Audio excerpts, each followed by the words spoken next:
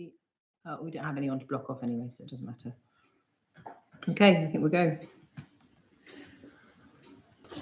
Okay, good evening everybody and welcome to the Sandwich Town Council Finance and General Purposes Committee meeting on Wednesday the 15th of April. We are quorate, we've got 7 councillors here.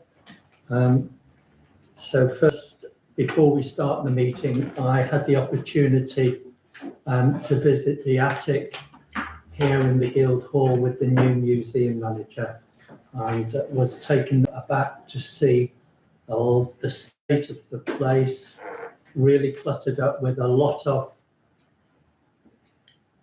detritus that's not really owned by the council and so forth. It's owned by other organisations, and so I've asked that we do an urgent review, and I'm very pleased that steps have already been taken. But people need to be conscious that the state of the archive upstairs, which has accumulated over many years, needs urgent attention. Okay, having said that, Town Clerk, any apologies for absences? Councillor Carter, P. Carter has personal commitment. Councillor D. Carter will be here, but she will be a bit later. And Councillor Marie has a work commitment. Okay, thank you. The second item on the agenda is to receive any declarations of disclosable pecuniary interest from members in respect of the business to be transacted.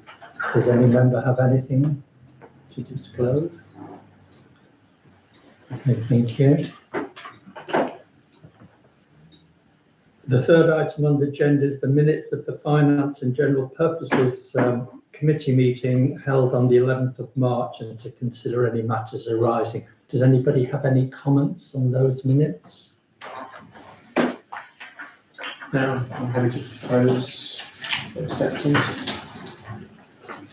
Okay. Are you seconding, Councillor Anderson? So everybody's in favour, thank you. So if you just give me 30 seconds, I'll sign.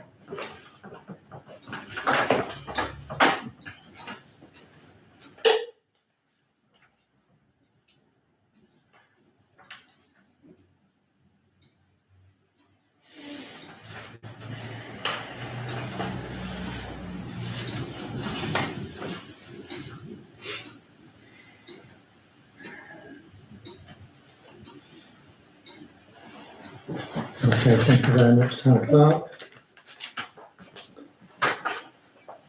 Next up is the agenda slot for public participation. I can't see anybody in the room, so there's none. Agenda item 5 are the payment schedules and finance reports. So we've got a number here, 5A, B, C and D, which all relate to February of this year. I believe we've already approved those, haven't we? No, it's complicated. There's layers of model, basically. We need to receive and approve the mid-February payments from this that you have in your reports. We have actually already received and approved the end of February payments, so don't worry about those ones.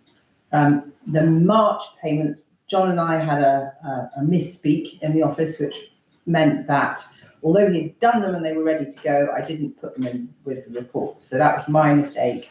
I did forward them to you so you could have a look, and if there were any anomalies that needed urgent attention, we could address them, but we will have to receive and approve them in May. Mm-hmm. So, yeah. So if you could look at mid-February, I'd appreciate that. Right, so when we say mid-February, payments for mid-February, attachment 5A. Mm-hmm. Any comments on that? Everybody okay? Yeah. And then we've got the salary run for mid-February on the 19th of February. Everybody okay with that one? And then we've got payments to the end of February, Which we have already looked which at. we've already received and approved. And this is the one where there were quite a number of duplicates that I went and checked Yes. with the RFO, so that one's already been received. And then we move on. Then we move on because the bank statement and so forth have already been done. Yes? No, No? because in March, in April, we look at February's bank account reconciles. It was just the payment schedules that those in the Okay. So any comment on the bank account reconciliation statement 5B? No, that's okay. And then the next one is the cash book financial statement 5C. Any comments on that? No. And then we have the financial budget comparison to the end of February. Any comments on that? This is 5B. I think there's also later on, there's the report from the RFO, which sort of summarises the issues. Okay, and then we have the financial budget comparison for the year or up to the end of February. Any comments on that? Okay, so it seems as though everybody is content with the reports. Is anybody happy to propose that we accept and approve the reports where necessary? Councillor Wiles, thank you. Seconder, Councillor Tuker, thank you. Everybody votes? Yeah. Everybody in favour, thank you very much.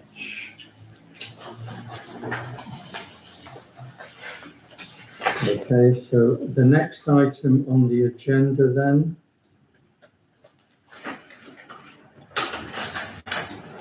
is the priorities in terms of reference and action log, which is attachment 6. Everybody had a chance to have a look at this. I would say the first item, checking the dynamic records. I've done that. I've been through those. I had a meeting with Julian a couple of weeks ago, and we looked at some of the issues that are here. And then earlier this week, I inspected the file, and I was quite content with that. And there's obviously a lot of work, and people really need to understand the level of compliance that's needed to operate these facilities that we've got. It's really quite an onerous job, and I'm grateful to Julian for the work that he does in trying to keep us compliant. So thank you, Julian. Okay, the next item, the safe place of work, that's an ongoing item, and a report was submitted on the training by the town clerk to the HR committee. So thanks to the town clerk for that. The next item relates to meetings with DDC, and that's ongoing, and it's subject to separate emails and progress that's happening at the moment. We've got a report going to STC on the 27th of April, which we've had sight of in draft, and that gives us the clear position and seeks a number of responses from STC in terms of taking it forward. So I think we are where we're at the furthest point we can be at the moment until we've had the STC discussion. All right, it doesn't need to come to this committee before going. No, just to say, I've sent some report comments to Councillor Tucker on that report. You have. Because I'm like all of these things, there's always bits and pieces that we need to be aware of. Yeah, no, I've seen the email come in, but I've been the report's out of touch for a The few report, the days. draft report's attached to it. Okay. Councillor Marie to talk to the Rotary Club, that's still in progress, so, Can I ask a question? sorry, of course. Because I may have missed something, but I'm not quite clear when it just says of the land at Fellowship Walk. which particular piece of land, and I think that needs to be specified. Yeah. Because we're not talking about a large piece of land, No. are we? We're talking about, It's the Ransom Strip. yes, and I think that And that detail needs to go in there, because otherwise, you know, an archivist in 100 years' Yes. time will wonder what on earth we were Yeah. talking about. And whilst it's an action, well, it's now 3 months old. Right, Councillor Murray has had work commitments, so he hasn't been able to. Yeah, no, so I was just going to say, whilst it's 3 months old, when we first had the presentation at the meeting, the clear view that we'd had up to that point was through the council discussions in the past that the land isn't actually allocated to anybody. And STC took a paper a number of years ago that had the opportunity to think about whether it wants to pursue a legal acquisition, that would have costed money and acres, and also the advice at that time was that it was unlikely to be successful. So I'm not too sure. We seem to be spinning on the spot on an issue, but I don't know what the issue is today. I really don't. I think we're looking for Councillor Marie to confirm that he's had that conversation and probably close the action. But we just haven't. Yeah, I could speak to I could email Councillor Marie, and pending that we could close it. We'll report back here Yeah. what the outcome is, and let's decide then. Okay, the next item is, open item is for you, Sophie, to draft the financial regs for approval at the annual town meeting on the 13th of May. So that's looming. I know. Well, we haven't talked about the Boatman's Chapel. It's on the agenda. It's on the agenda. Yes. It's the annual meeting of the town council, not the annual town meeting. Sorry to be pedantic, and I'm not normally pedantic, and I'm surprised Councillor Black hasn't beat me to it, but they are very different beasts. They certainly are. Okay, so you're kind of conscious of that. Are there any other policies and procedures? Because this is a meeting where we have to renew our There are vows lots to to do. lots of them. Yes, there's lots to do. I have a new plan for policies and procedures. I'm going to do the key ones in May: standing orders, financial regs, code of conduct, those sort of things, and terms of reference. Those ones are the thing. Then I'm going to take all of the other ones and I'm going to split them into quarters. Right. And then every quarter, you're going to get a quarter of the policies to review, so that you just, because some of them on there have not been looked at since 2022, and some of them are looked at regularly. And so you're just going to put them on a quarterly cycle, so that once a quarter, you'll get a batch of policies to read through and check that nothing's changed, and then off we go. What you call a bit of a rinse cycle, I suppose. Well, Yeah. that's exactly Yeah. right. I think it's the right way to do it, in the sense that once we've done it this year, then the next 12 months is the corresponding quarter in the future. It's just, we're sort of massively behind the curve in terms of some of these. It won't actually, because most of them have been re-looked at this year. Yeah. But it's just getting them onto a cycle. So actually, the load will be much less, because it will just be, here they come again. Yeah. Read Yeah. through them. Okay. Well, it sounds like a more manageable process, which will mean, I hope, that councillors are able to give them a bit more attention at the time when They actually... should be, if they're looked at annually, they should be much easier, because they won't be massively out of date. Yeah. But that's my proposal for next year. Right. Can I ask another question? Which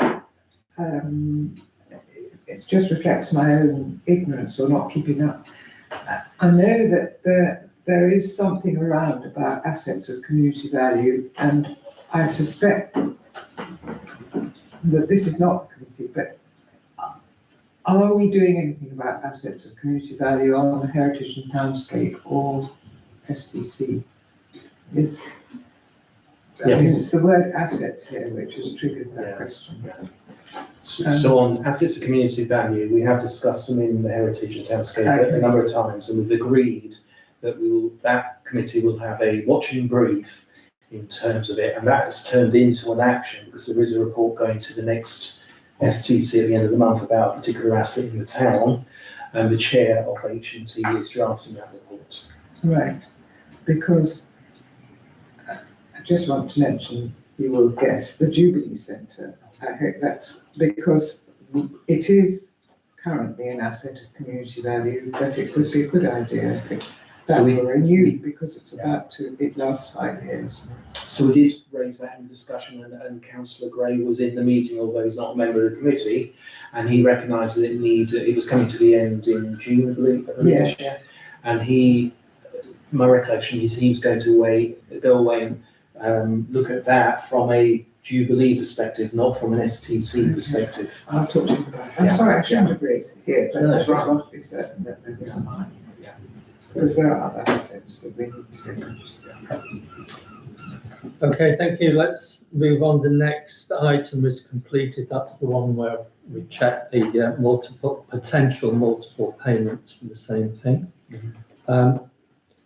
The next item, it was about the uncultivated plots. I believe there's been a bit of movement there by the tenant has made good progress on her plot. I've spoken to the rep. We have given her until the 1st of June, which is the next time that I'm up at the allotments to do a walk around, and we will make a call on it then. So she's got a bit more time, but she has made progress. Okay, thank you. And sorry, and in terms of one of the matters arising on the minutes, I did agree to chair council an allotment meeting. Are you happy to do that? Unfortunately, I won't be available. So if anybody else is willing to chair that meeting. So it depends what date it is, and I'd 20th. 20th of May. No, 20th of June, I think. I think I would have put it in there. Because I'm away. Yeah. It's May, I think. I believe it was. That was it. for me. No? I'll send out an email. I would suggest contacting all councillors and to see Yeah. if somebody volunteer. Yeah. It won't be the 20th because that's of June, it's a Saturday, so it won't be that. Okay. 20th of May. I definitely can't. I'm Okay. such a madman. Yeah, 20th of May is a Wednesday. Yes, it's yeah. Okay. 7 p.m. Okay. All right, so that's all of, and the final action is the council officers need to conduct a thorough review of the asset register for insurance purposes, and I'm sure the work upstairs in the attic will help with that. Okay, so that's the priorities. And terms of reference status, anybody else got any comments on all of that? So that's just the action update. I don't think we need to make a decision on it. No, we can propose to receive the action log. Okay. Thank you very much. And I'll second that. And again, we're all good to receive.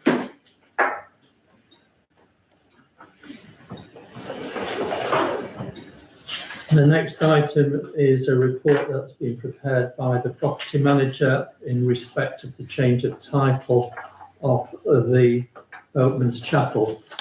Julian, would you just like to give us the highlights and Yes, take us through this, please? Yes, good evening. So the previous museum manager found the land certificate. That's in the correct name, that's in STC's name. However, land registry is still showing it as Dover District Council. I've contacted Dover District Council on numerous occasions. I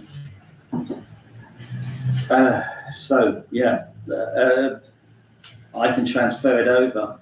We don't need a solicitor to transfer it over. We have £1,000 in the 26-27 budget. However, I still need all the supporting documents that go with it. You can't just send a land certificate and say, it's ours. You've got to show when the transfer took place, correspondence going backwards and forwards. So that's why I've asked DDC, because we haven't got it here. I can't find it here. I can't find it in this building. So yeah, if they've got it, then we could get the name transferred over. It doesn't really do anything. It's ours anyway. It's just it's, Just a formality. it really is. It really is a formality. And I think it's important. It's got to be done at some stage. I think it makes sense to do it. It's a very straightforward process. But you can't move forward until you get this supporting documentation from Yeah. DDC. Or us. Sorry? So either we find it, Or, yeah, or they find it. well, maybe as the other document was found upstairs, maybe some of these other documents might This be is found exactly what I over think. the next few months. Yeah. So thanks for your perseverance with this. It's okay. I mean, obviously, from looking at the bigger picture, we don't be spending too much time on necessarily on, we've got to be careful from my point of view how much time is going to be spent. It's very straightforward, and we've got that in the budget to do it. But the restricted covenant, again, I've gone through this, as you probably recall in the past, but just a recap. They're the beneficiary, DDC, the beneficiary. No, sorry, carry on. I'll ask a question about the covenant. Yeah. So they're the beneficiary. So you have it valued as it is at the moment with that covenant on it. Then you have it valued again as if the covenant had been removed or amended. And then, there's a figure between the two, and you have a percentage of that. But you could do all of that, pay over the money, and then find you can't get planning permission for what you want to do anyway. So it's not that straightforward. You would hope in this situation that they would sort of take a view and say, well, look, it's a value like this. If you're going to do a community little project in there, it hasn't really gone up a great deal in value. Let's just amend it, and that's it. Yeah. So that would be the simple version. You don't want to be going down the road of going to a tribunal, and that's thousands of pounds to get that removed. You don't want to be doing that on something which hasn't really got a huge, a value attached to it anyway. So I think DDC at the moment, obviously they've got so much on their mind. I mean, I think it could just be so time consuming, and we haven't got it in the budget anyway to pay for the covenant. So even if they didn't want to do it and wanted legal fees, we wouldn't have the money there to do it anyway. And we couldn't do it without knowing that we've got a chance of getting permission to change of use. Yeah. But obviously the building requires a lot of expenditure. It hasn't got electricity, for instance, there are some water outside, there are no facilities there. Exactly. On maintenance, the gutters and everything still need to be cleaned and all of those types of things. So it is a bit of a problem child at the moment, really, but... It is. And what I go on to here is that I know, the properties, similar properties, albeit much larger, with larger or better value, as it were, in Cornwall. And what they do, they hand it over. Here you go, you're the custodian. You get on with these jobs. If you don't do them, we take it back anyway. You pay us peppercorn rent for quite a long period of time. It's virtually rent free, and then you have a reasonable rent for the next 25 years. It's like a white mill scenario. Yeah, it's really creating that, but it hasn't got, in my opinion, it hasn't got the real value. I can't picture someone who will come along and do that. Yeah. So that's one. The other option, which I did cover before, keep the covenant there, put it in auction, let someone take a chance on it. Yeah. And someone could come along, but it could possibly happen, or seek the grant funding, but that's so competitive. But that's another option, But I haven't gone into too much detail. I can come back on those points, but I could spend months doing this and then come back and say, well, we still can't get rid of the restricted covenant anyway. Yeah. So Okay, let's just take some questions, because I know there's a few people of course. waiting. Councillor Ungerson. Yes, I just wondered if there's a fourth option, and that's to demolish it. Yes, possibly, but it is. You haven't mentioned it. There's so many options. I could live there. Yeah. I mean, I walk past it practically every day, and I think Yeah. So what's it for? I mean, it's a bit of the landscape which people get attached to, but Yeah. it's got. Yeah. You know, Yes, I know I didn't put it on there. I'll be honest, it was something, and I was trying to work out how to word it. They would actually say, but there's another option. Yeah, it could be demolished. The actual materials there could be recycled and It's not used on other great to projects. list. It's not, but it is in a conservation area there. Of course. And, so Is it's, it? Is it part of the I believe. conservation? I don't think so. Ah. I don't think the conservation area extends beyond the railway line. Oh, right, okay, in that case it isn't. It's not listed. No, No, and if it's no, not it's listed, definitely not listed. no. Well, maybe we should have option 4. Okay. Thanks for that, Councillor Anderson. Sorry, Councillor Black. Yeah, I was going to say, well done for saving that the 900 quid if we go this way with the council. I was going to ask the question, but I think you've already answered it. Is that how expensive would it be to get the covenant changed? And in your view, it's many thousands of pounds. Yeah, For I mean, I buildings. wouldn't want to sort of, in case someone DTC is watching, but I mean, you're probably looking at about £6,000. For a building that's not used, Uh-huh. has not been used, Yeah. and there's no purpose. Yeah, to have that removed, yeah, it could be 6,000. Yeah, so the value as something and the value as it stands, it could be 6, somewhere between 5 Because I was going to say, if it was 900 quid, I know what to do. You've got the budget, and just do it. No, It's not straightforward. 900, no. No, Yeah. no, and even then, what I'm saying is the point is, it's not just a covenant. You then have to get the change of use to try to create what you've removed it. Yeah. But So I understand that. Yeah. But you don't necessarily have to have the change of use immediately. You change the covenant. we change the covenant, but without a change of use, Yeah. it still remains a chapel anyway. It becomes a building. Yeah. Without It makes a covenant. Yeah, There's a exactly. big difference. Yeah, it is. Yeah, Then it you is. have to get planning permission. Exactly. That's right. Exactly. Whichever way you're going to do it. But if, Yeah. if it's far too expensive, it's not worth pursuing. But Would It's it of no sell use.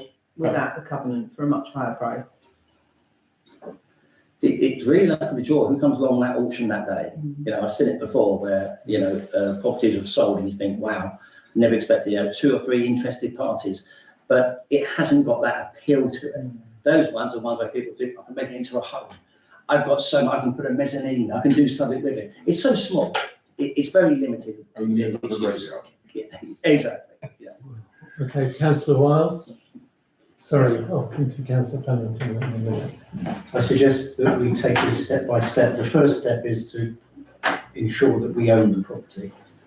Once we own the property, with the land registry, we can then talk to Dover about what the options are. They might be willing to release the covenant at no fee, I don't know. But we need to discuss that with them. The thing is, as it stands, if the covenant is there as a chapel, well, perhaps there's a religious group out there who might take it on as a chapel, I doubt it. But it's being used for storage at the moment, so that's effectively a breach of the covenant. The building with that covenant on it is effectively worthless, in my view. Who would buy it? It's a liability. You can't use it for anything unless they want to buy it to use it for storage, which again would be a breach of the covenant. So we need to take it step by step, ensure we secure ownership, and then speak to Dover about what the options are, and then come back to this committee about do we go for the release of the covenant. If we do that, and we can do that at a reasonable cost, then perhaps if it was, say, let to a stonemason or an artist or some other use, you might be looking at a rent of what, 5,000 to 10,000 a year? About 5,000, 6,000 a year. So Yeah. if it costs us, a few thousand to release the covenant, then it's probably worth it. But as it stands, it's leaching money. We're paying more for it than we're not getting any income, so it's costing us money. Yes. Okay, sorry, Councillor Pennington. Thank you. I just wondered, firstly, if the rules are the same for the chapel and the graveyard. Secondly, is all the graveyard being used? I haven't wandered right around the back there, so I don't know. Okay, great. That's DDC, the graveyard itself. We just got the title that goes, you've got access in, and it's literally around the draw a line around the chapel, Oh, yeah, and that is the land. Thank you. Okay, councillor Chuka. So, yeah, you've answered a question about breach of covenants, but I think that's probably been long-standing for many, many years, because I think there are old tables and stuff in there. Yeah, there's old metal fencing in there, yes. But I suppose my observation is that at the end of the day, we are a portfolio manager of assets, and any portfolio manager of assets would look at their assets and decide which they want to keep, which they want, those that they want to improve, explore, maximise, and those that they want to discharge. This very much is firmly in the camp of discharge at the moment. And the key thing is do the things as suggested by Councillor Wiles, but only to a point. If we're speculative, I can guess that we'll lose money. The more speculative we are about it, we have to be very, very hard-nosed. And if putting an asset into an auction doesn't actually cost money, I don't know, then we should do it, because then it's just taken off of our portfolio. And somebody else may explore options for it in the future, but if it's not adding any value to the town council, and I don't know what the history is of it, anybody else who does, it would help, because you don't want the emotional reaction about they're getting rid of the chapel. There's no point keeping it in the portfolio if all it does is it sucks out an amount of money every year. It's pointless. Okay, just in terms of summarising then, I think the position is that we need to establish title, so you need to get the supporting documentation from Dover. The next step would be then to discuss informally with them releasing the covenant. I'm not too sure that if a covenant isn't enforced over many years, it lapses. So No, it's still there. it runs forever. Because the covenant says it's only to be used as a chapel, the only potential use I can see would be by an undertaker, who might be interested in having it as a chapel of ease or something like that for, prior to funerals or whatever. But other than that, then let's, having discussed with Dover their enforcement of the covenant, let's then review the situation with a view to deciding which option we want to try and take forward. That makes sense. Okay. Yeah, perfect sense. All right. So was everybody happy with that? That kind of proposal. Propose it as a Well, I'm proposing that as a kind of a summary.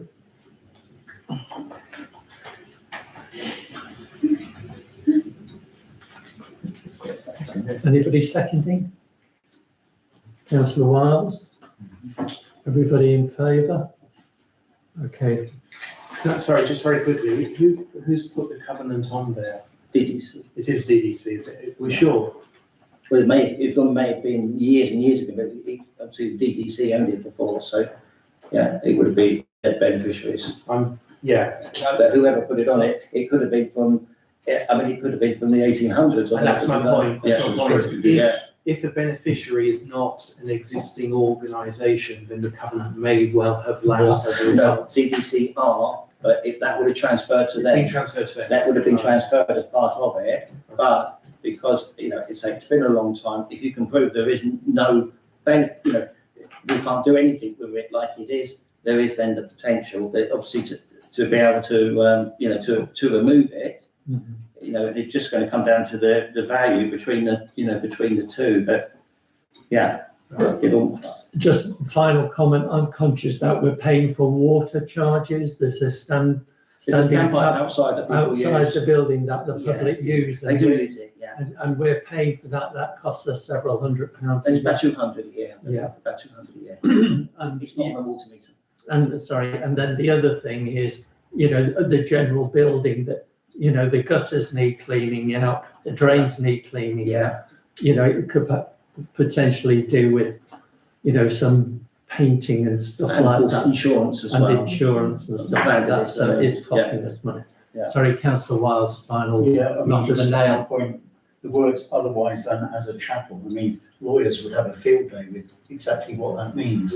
What does a chapel mean? Yeah. Exactly, because it's not actually a religious Vague chapel. and wide, Yeah, ranging term. yeah. Okay. All right, welcome councillor Carter. Okay, are we all done on the Boatman's Chapel then? Yeah. Okay, the final report to discuss is the Bank Authority update. Town Clerk, do you want to talk to this one? Right, I hope so. It is not possible for the RFO to review the banking and interest-only accounts with NatWest because he is not on the banking mandate. So this is sort of, I was trying to understand this afternoon. There's a difference between those who are on Bankline and who are able to use Bankline and do the internet banking, and people that are on the banking mandate. Now, in this correspondence that he's had with NatWest, the RFO is not on the mandate, so therefore he cannot do the transactions. So in addition to that, we have previous officers of the council and previous councillors of the council who are still on the mandate. We have checked today, only very current and appropriate people are on the Bankline signatories on the internet banking. So it's the mandate, not the signatories, which is not the Bankline, sort of the admin, not the admin, on the, Okay. do you see what I mean? Yeah. The bank manager, the NatWest bank manager, is very concerned that we should have, we need to regularise the situation with the bank about removing from the mandate people that should no longer be on it. Yeah. And I think that is the first order of business that needs to be achieved, which will then allow the RFO to Be given certain do rights. all the things that he needs to do in order to look for different accounts and so on. But it has flagged up this first hurdle. The issue is that it's data protection. The bank manager can't tell the RFO, because he's not on the mandate, who's on the mandate. So we go around in circles. So I've been asked by the RFO to, could two people who know they're on the mandate, and he suggested that the mayor and Deputy Mayor. the deputy Colin, are mayor you on the are on the mandate? mandate. He said that, I think, Are you on the bank line? apparently all councillors are on the mandate at the moment, said the RFO. We're all, Well, that's what he said to me this afternoon. why But would we we be? just need two, doesn't matter, because we need two who are prepared to sign off with the bank manager to get the list of the people who are on the mandate to the RFO, so that we can start to. Okay, well, I would suggest that you need to draft a letter, or we need a letter to the bank signed by the mayor and the deputy mayor, Yes. and and state out who the current list of councillors are, who the current list of officers are, and this has been approved by the Finance and General Purposes Committee. Yeah. And please tidy it up and regularise our affairs. I think this will be like Harris all day. Yeah. Again, it's going to be ID painful. checks, yeah, and understand. Nevertheless, Yeah, Yeah, I was just going to councillor say, just heads up. So I'm struggling a little bit. So 10 o'clock back about a year and a half, a number of us were locked out for different reasons, got into Sorry, Councillor Chuka, that's Bankline, which is the internet No. banking, and this is the mandates, which. Yeah, I don't know, but in terms of the process, it had to be part of the mandated, approved individuals to support an application. Yeah. And that was the challenge. I'm concerned now that, A, we don't know who's mandated, but you're saying all councillors are. We believe that all councillors are mandated, along with several ex-officers, but we don't know who they are because we're not certain the RFO and I are not mandated. So I think. So we can't find out. Yes, I think in terms of drafting a letter, if we're mandated, we are there entitled to ask who's listed. Yes, so that's why it needs So I to would be like to see mayor a and complete deputy. list, within the draft, a list of who's currently part of the mandate group. Yes, So as we can I think understand the that. bank manager, who is on holiday for the next 48 hours, which is why we can't do it, don't have more information today. will be able to send the two people, the mayor and the deputy mayor, who are mandated, a form on the internet that you can then press the button and it releases a door in the wall And we can see. and we can see. So it's a bit like We believe. line witch in the wardrobe. Yeah, as I said, I'm, basically, I've been asked by the RFO to ask two people who we know are mandated, the mayor and deputy mayor, if you're happy to start this process. I didn't know what, but yeah. Okay, sorry, councillor I Augustine. just wanted to make a comment, and this is NatWest, and Yes. I've recently had exactly the same experience with an account, a business account with the NatWest, to pay for the common parts in our flat in Edinburgh. And it was a complete nightmare. I have to tell you, it took about 6 months, Okay. including going to Perth to get something. It was just a nightmare. And so be warned. Yeah, I'm ready. That's, application goes before. Doomed. With a bit. All right, so can we draw this to a close then? That, there's going to be the approach made to resolve this situation and get the information so that we can move forward. And the mayor's going to do that. Yeah. I'm happy to propose. I'll second it. Okay, thank you very much, everybody. So the final item is the date and time of the next meeting, which is Wednesday, the 27th of May. Last year. Move forward. Okay. Thank you very much, everyone. We'll close this meeting now. Do we close the hour? Yes.